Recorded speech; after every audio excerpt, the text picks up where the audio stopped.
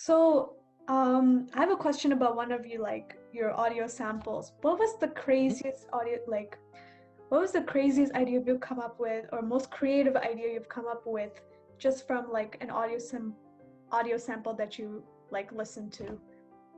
What do you mean? I'm not sure I get So the you question. said like how, sometimes when you're like having composer's block, you would Yeah, kind of go back and listen to the audio files, right? So what's an yeah. example of that? You mean in my works Yeah, or in your work, yes. yeah? Like the Well, most memorable example. in fact, it's one of my first works I did called Symbiophily.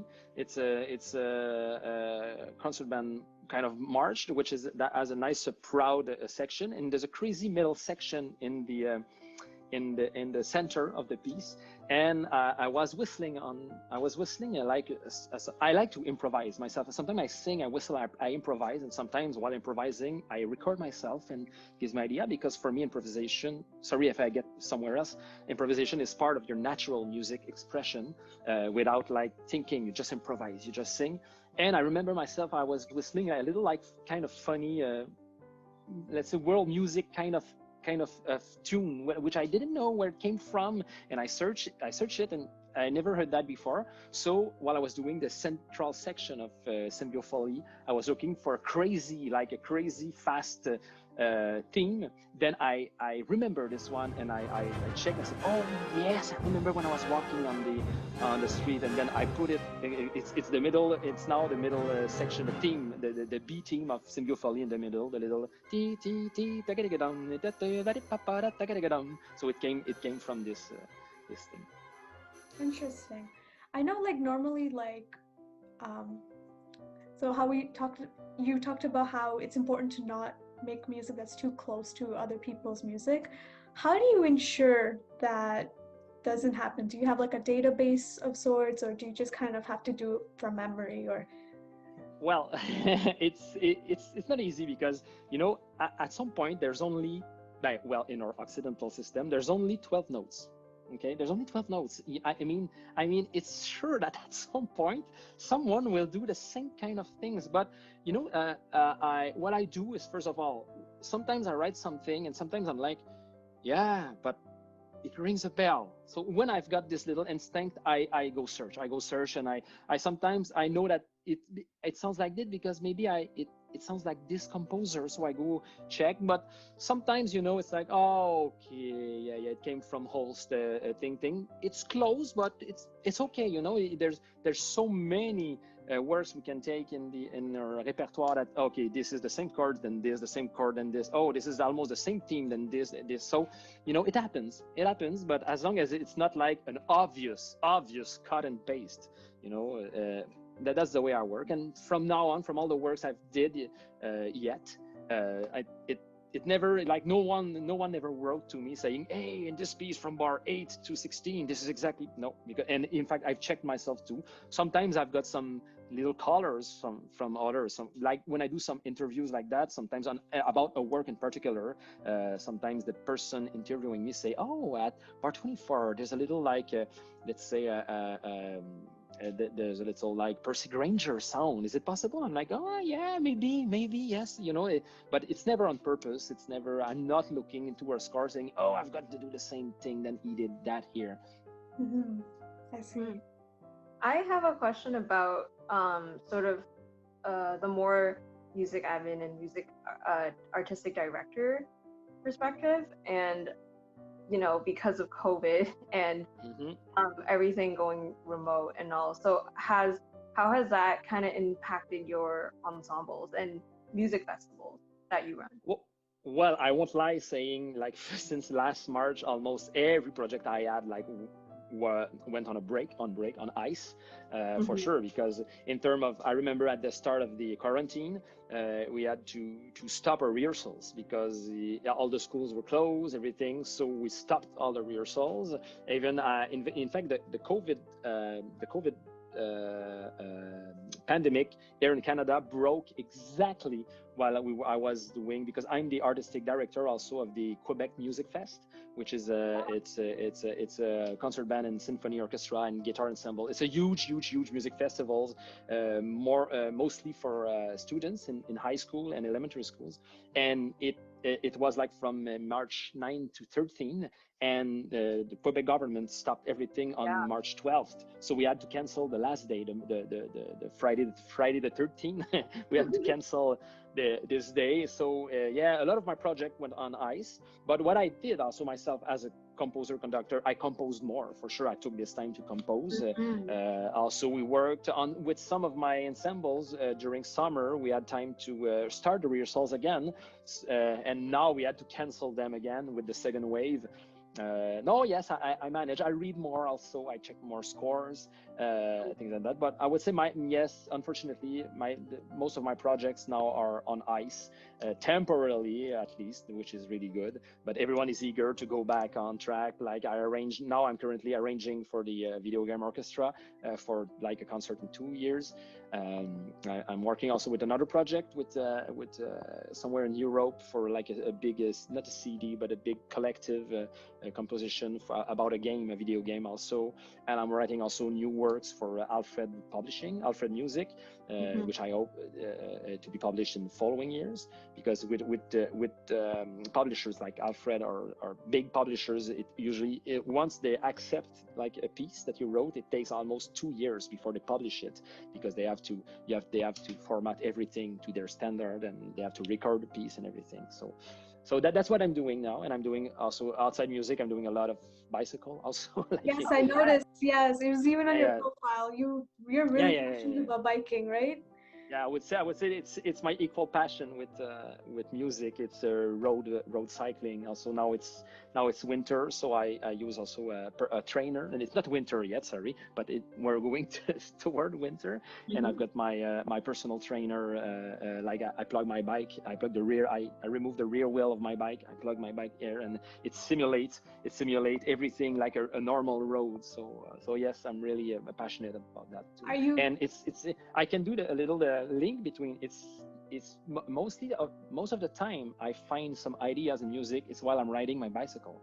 I'm on my bike because it's like a meditation, and it helps creativity a lot, because you're like in a constant state of meditation, and you can think about things. And sometimes I'm developing some ideas in my head about the following work I'm doing, and I'm like, oh yeah, while I'm writing. Sometimes I stop, I take my phone, I record something.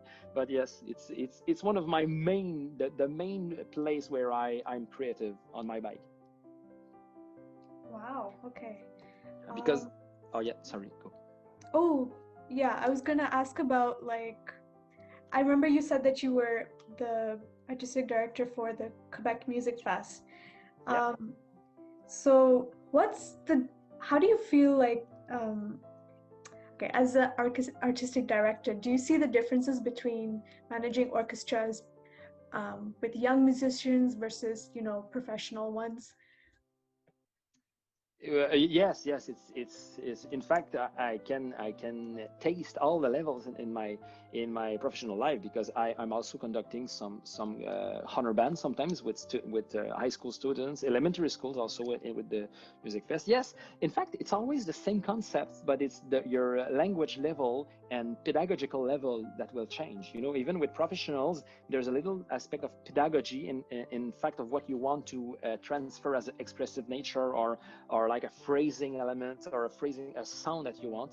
It's the same thing, but it's not the same language, and it's not the same advanced concept that you will touch. But even with like elementary school kids in like let's say a little concert band, you can achieve a lot of phrasing with them, a lot of phrasing elements, but you will ask for their personal expressive, what do they feel with this phrase, where does this phrase go, how do they feel that, and you sing it together, and while singing it together they all feel it. I wouldn't have to do that with professional, obviously, because professional, just with my gesture I can show them where I want this phrase to go, and they follow, and they also sometimes feel it, maybe sometimes differently.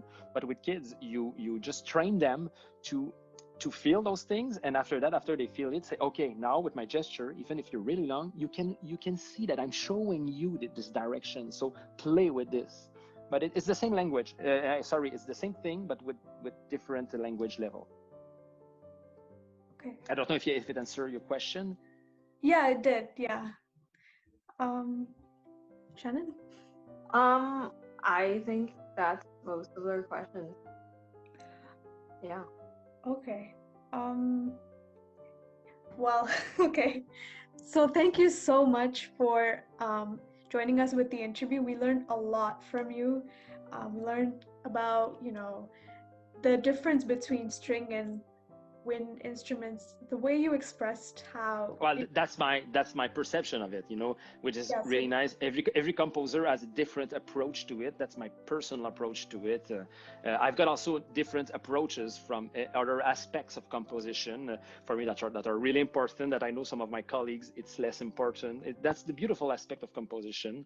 Like me myself as a composer, as an example, I'm really, really drawn to the harmonic world. I love harmony. I'm a huge harmony geek also in my life, and all the aspect that harmony gives to the melody, because for me the melody is like the light, and the harmony is the color, for this light. So and as one of my colleagues, it's the opposite. For him, the melody is everything, and the harmony is only a little support. So it's so incredible to discuss with fellow colleagues and say, "Oh, interesting. I never conceived it like this." Like another example for me, how can I say that in English? I have to Google Translate. Being responsible for your ideas. Can we say that?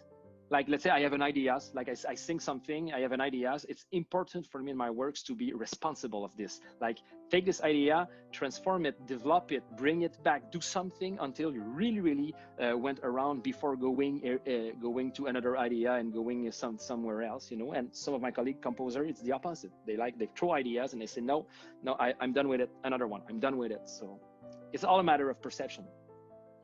What's the philosophy that you kind of held throughout your whole life as a musician?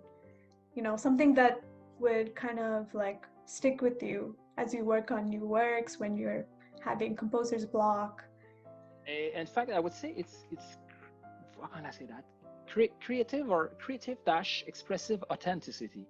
I mean, not try to achieve something if it's not really felt. I don't know if I can manage that. Like, not only I want it there, I want to sound like I want to have love there in my music, so let's use those chords. It sounds like love. No, because for me that's superficial. I want to express what I really feel, even if it's like, hey, it doesn't feel, for someone else it doesn't feel like love here or something. Yeah, but for me, the way I express it, that's the way it sounds, So it's authenticity for me, really important, because if you're not authentic with your music, sometimes it can sound a bit I don't know, how can I say, like not intellectual, forced a bit sometimes. I would not say that my music is 100% authentic. Sometimes I'm like, what do I do on those 4 bars? What do I do? And then I put I fill the gaps, and in the fact, it's interesting you say that, because that's also the way I work. Usually in my works, I find the main